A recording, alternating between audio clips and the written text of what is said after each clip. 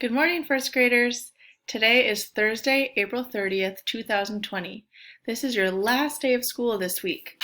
You have a 4-day weekend because you also have Monday off. I hope you can spend it doing something fun with your family. Since we don't have school tomorrow, we will do a Flipgrid today. Be sure to make a video and look at your classmates' videos as well. Lastly, please be sure you have completed your math and reading assessments. Have a great day of learning. Love, Miss Rimmerine. For our greeting today, I want you to find somebody to give a fist bump to. And then for sharing, go on to Flipgrid. I'll post the code on Seesaw as well. And answer the question of, do you have any jobs or chores at home? And if so, what are they? And lastly, for your activity, set a timer and run in place for 1 minute.